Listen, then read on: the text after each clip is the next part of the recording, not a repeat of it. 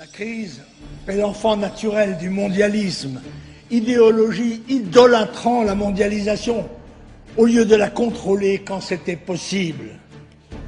Les apprentis sorciers qui ont le projet de détruire les nations pour construire le rêve cauchemardesque du village global, l'utopie d'un monde égalitaire, mais où tout de même il y aurait des gens plus ou moins égaux, sans différence de race, mais il y en aurait quand même qui auraient le droit de se maintenir dans leur intégrité, tandis que d'autres seraient vivement engagés à se métisser, sans différence de sexe, ni de religion, ni finalement d'opinion, tous étant contraints, y compris par la loi et sous menace de sanctions pénales, de croire à la vulgate antiraciste et de se soumettre à la pensée unique.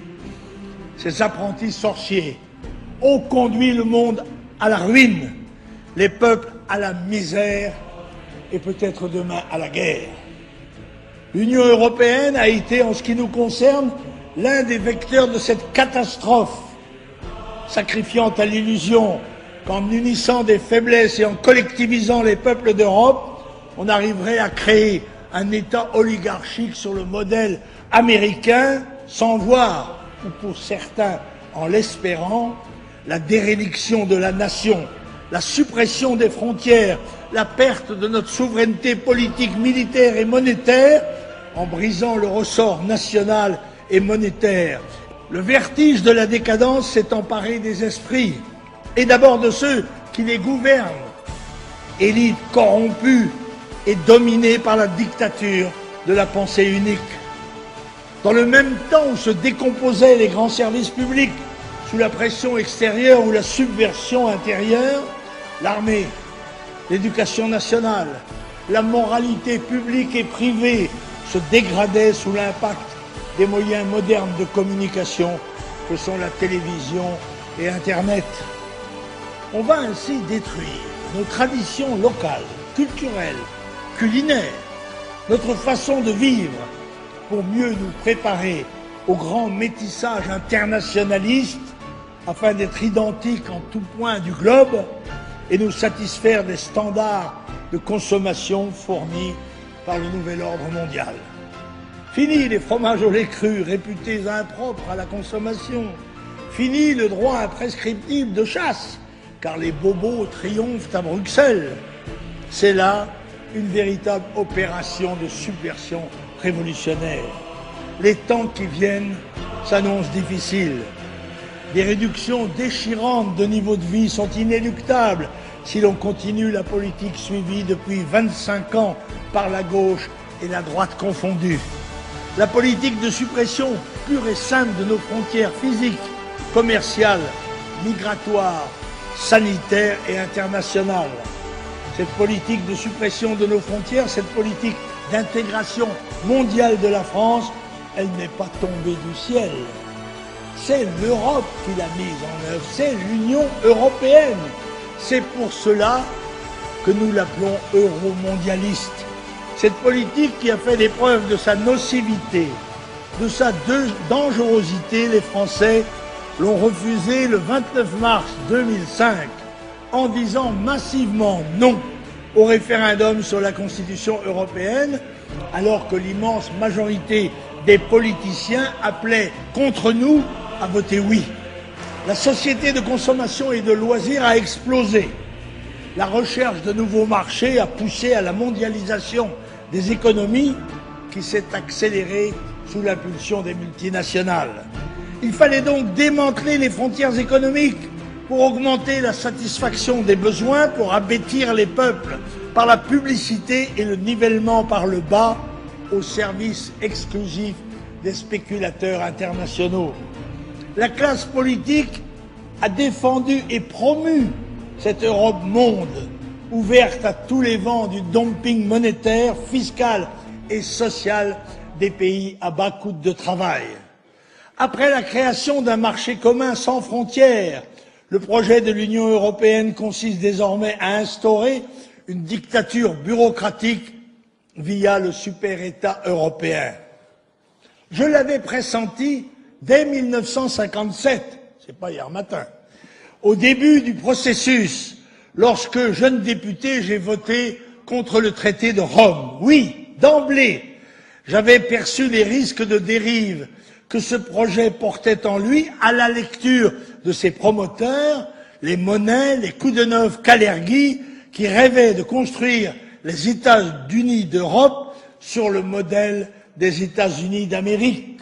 La fondation de cette Europe passe donc par l'adoption d'une constitution ou de sa refonte sous le nom de traité de Lisbonne.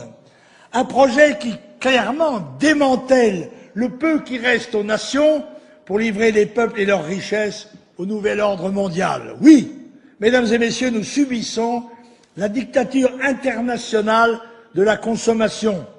Nous subissons la gouvernance globale de l'hyperclasse mondiale, cette nouvelle classe dirigeante transnationale. Bruxelles veut supprimer les nations pour aller au bout de sa logique euromondialiste. Pour cela, il faut une Europe affaiblie, ayant perdu son âme et ravalée au rang de région de consommation de masse, au sens de l'État-nation dominé par les puissances financières. Et c'est pour cela qu'il est mené une lutte implacable par l'ensemble des partis politiques contre le Front national défenseur de la nation et de la patrie française. Ce pouvoir mondialiste est impitoyable, qui diabolise ou punit par les armes les peuples réfractaires, comme la Serbie et l'Irak hier, peut-être l'Iran demain. Alors, me direz-vous, que faire? D'abord, ne pas se tromper, car avant toute thérapeutique efficace, il doit y avoir un diagnostic juste.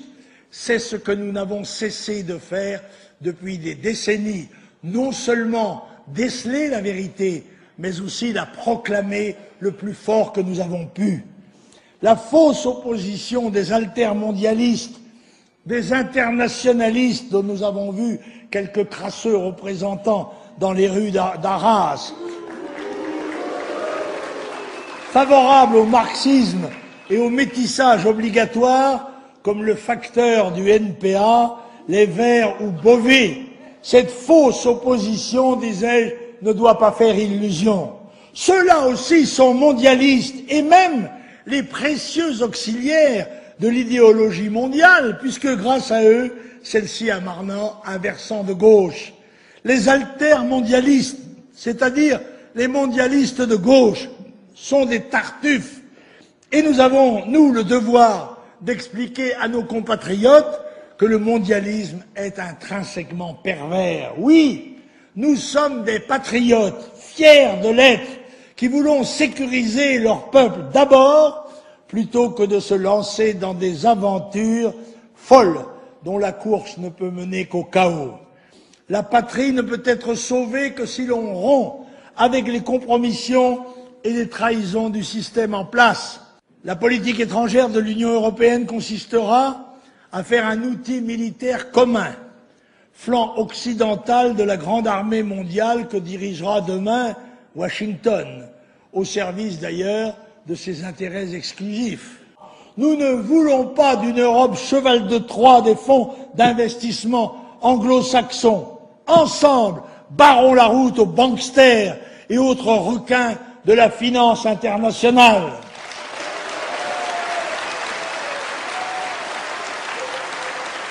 Nous ne voulons pas d'une Europe vassalisée, soumise à la volonté de puissance mondiale des États-Unis d'Amérique. Ensemble, crions notre volonté d'indépendance au nom de nos pères, au nom de nos fils, au nom de tous les nôtres.